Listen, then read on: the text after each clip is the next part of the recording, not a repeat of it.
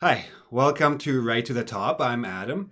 In today's video, I'm going to walk you through the steps, through the process of creating a plan for your IELTS Task 2 essay. Now, it's very, very important that you learn how to do this, that you practice creating plans for essays so that when you get to the actual test center on test day, you can do it right away, write your essay, and get a good score. Now, one of the most common mistakes that people make on the essay section of the test is that they read the question, they read the task, and start writing an essay right away. It's almost guaranteed you will lose points doing it that way, unless you have enough practice planning and you can think of it quickly and start writing. But I'll talk about how to practice at the end. So let's start. Why should you plan? Let's start with that. It's very important because people often think it's a waste of time. Okay? The reason you want to plan is you want to make sure that you understand the task. And this is where a lot of people make their first mistake. They read the question too quickly or they read the task too quickly. They don't fully understand what they need to do. And as they start writing, they're already getting away from the task. It's like the purpose of the task, and they're losing points before they're even halfway into their essay, okay? Now, I have a good video about that, about common errors, misinterpreting the tasks. There's a link up here you can follow. Make sure you understand what is being asked of you first. Then you want to make sure that you have a clear path from your thesis, whether it's an opinion, whether it's a demonstration, whatever, from your thesis all the way to the conclusion. You want to make sure there's a logical process to get from one to the next. And you want to make sure that you stick to that process, that you stay on track throughout the essay. A lot of people, they start writing and they're on the right track. They're thinking correctly about the task, but then they start losing focus and they start losing control and they go off on a tangent. They go off to a completely unrelated topic, or they don't actually answer the question they've been asked. So make sure you know where you're going throughout the essay.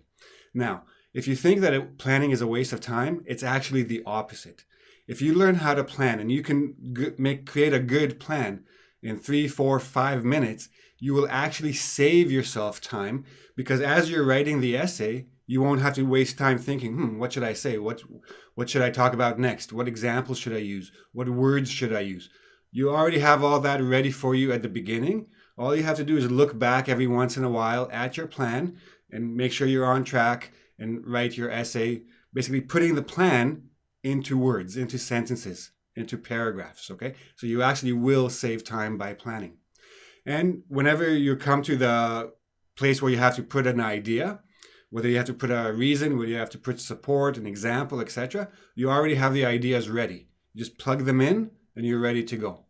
And you have the vocab ready, or at least some of the vocab ready. You don't have to think too much as you're writing. You have good words ready to use, because vocabulary is very, very important in the essay section. That's where a big chunk of your score is coming from, okay? And planning will help you relax. You don't need to panic. You don't need to think, oh my God, I don't know what to say now. You already thought about it. Say what you put in your plan, put it into your essay. I've seen a lot of people write a plan and then ignore it. They don't look at it again. They forget all about it. And then they write their essay. That is a waste of time, because you spend time thinking about it and then you're spending time thinking again. Don't do that. Do it once at the beginning and then just concentrate on the English, on the sentences and paragraphs after that. Now, a lot of people have told me that they have a hard time coming up with ideas. First of all, it takes practice.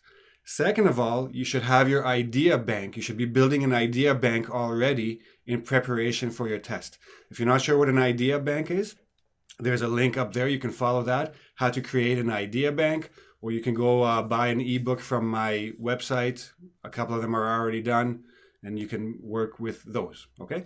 So let's get into the process. We're going to look at 3 tasks, 3 sample tasks, and I'm going to walk you through the process of one of them deeply, and then the other 2 as examples. So, number 1, understand the task. Make sure you read it carefully, okay? Some people think that parents should discourage their children from pursuing an education in the arts. They argue that children should instead focus on the maths and sciences, as these are areas that can lead to good jobs and help society. Do you agree with this approach to education? So the question is, do you agree with something? So you have to say yes or no and then support that choice, right? Now, the question is not asking you which is better, arts or maths. Do you agree with this approach? So the approach is, some people think that parents should discourage their children from pursuing an education in the arts. So the approach to education is stay away from the arts. Okay?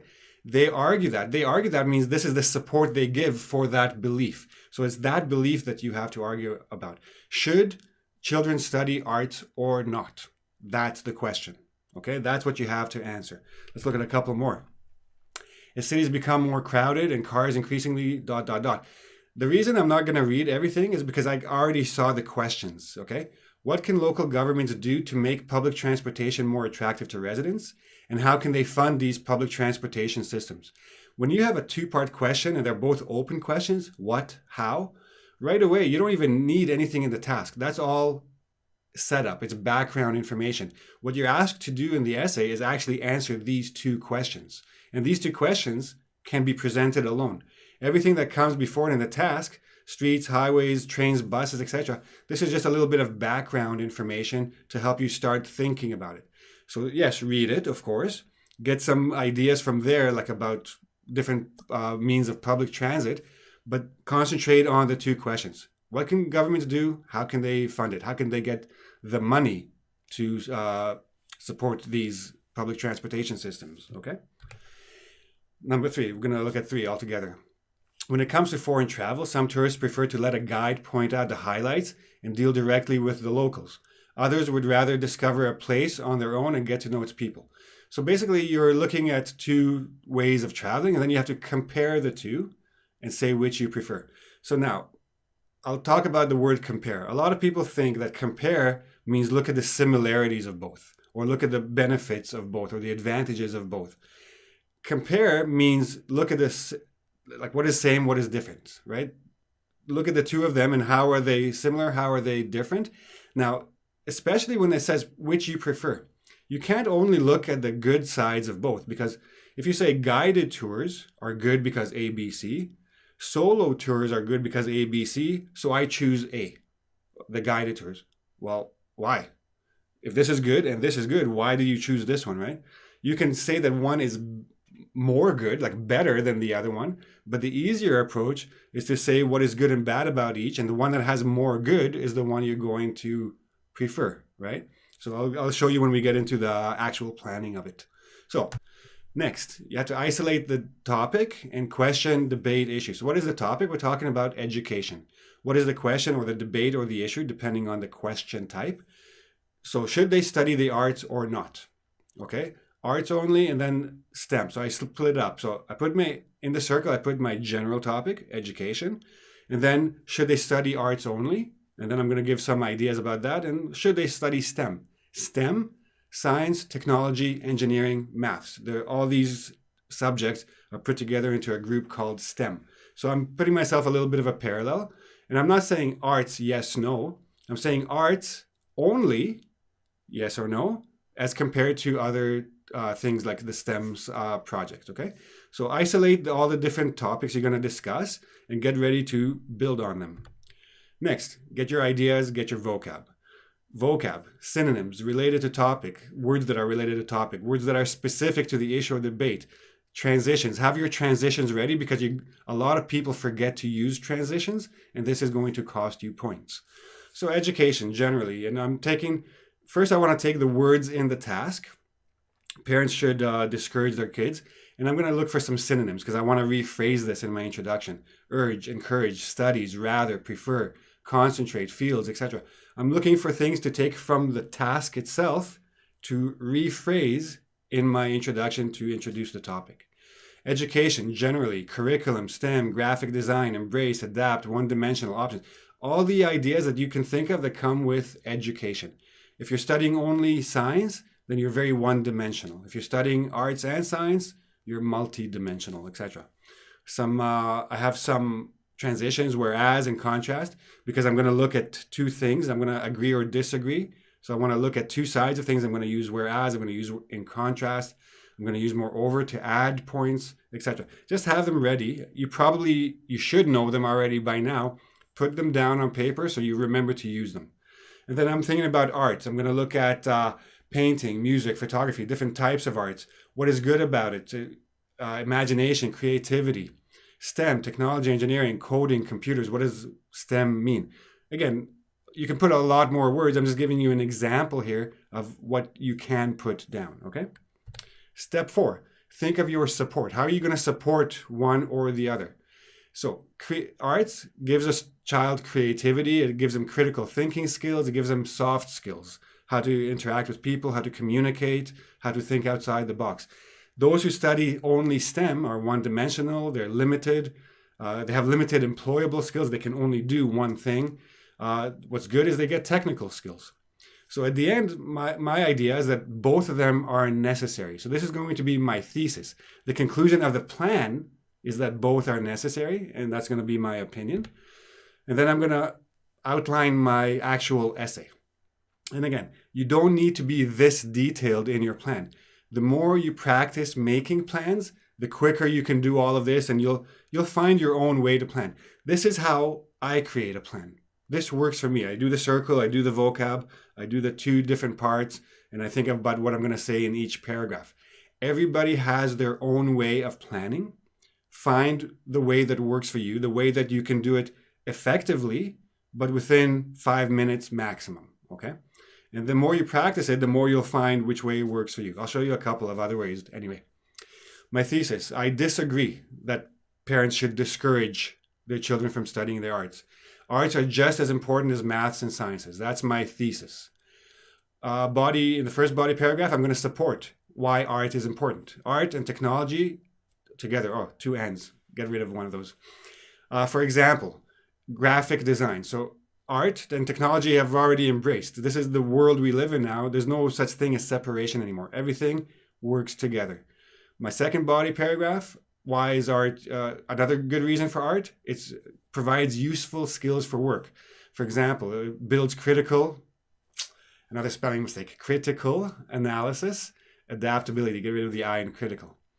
And if you want a third body paragraph, so in my essay, I'm going to have 3 short paragraphs. There is precedent. So now I'm going to look specifically at an example and apply it to my support. I'm going to look at Steve Jobs and Apple, how he used art to create a big technology company. And then, of course, I'm going to write my conclusion, okay? So do I have to write all those things down, like thesis, body 1, body 2? No, you could do it. It's a bit of a waste of time that way. All I do here is I'm going to go to my arts and my STEM. I'm going to circle the ideas I'm going to focus on. I may write a couple of both. I'm going to put down my thesis somehow. And then I'm going to have this general idea. And then I'm going to start writing my essay. Now, begin writing the essay. That's your next step. Now, step number 7 is crucial. And this is the one most people forget or ignore. Refer back to the plan before beginning each new paragraph. So a lot of people, as I said before, they'll make the plan, which is good, but then they'll forget about it, or they'll just ignore it. They won't look at it again, and they'll write. And as they're writing, they're thinking of new ideas. They're thinking of new vocabulary. So again, if you do that, the plan was a waste of time anyway. Make sure you finish your introduction, go back to your plan, think about, okay, this is what I'm going to talk about now. Write your first body paragraph. Finish your first body paragraph, look at your plan. Okay, this is what I'm going to talk about next. Next body. Back to plan, body, and then conclusion is pretty straightforward after that, okay? Don't ignore your plan. It's there to save you time. It's there to help you relax, and it's there to help you follow your path from thesis to conclusion in a logical way that the reader can follow and comprehend. Remember, you're being tested on your task completion, coherence and cohesion, lexical resources, and grammar. It's not all grammar. It's not all vocab. It has to make sense. Make it make sense and make sure you answer the question, okay? Let's look at the other 2 examples I gave you before. So some people, they do a much shorter plan. They just write the main topic, the main question, main ideas they're going to talk about, paragraph 1, paragraph 2, and some vocab. So public transit, how to promote and fund. Those are the 2 questions. One idea, taxes. People will want to save money, so they'll use public transportation instead of cars, which cost gas and time.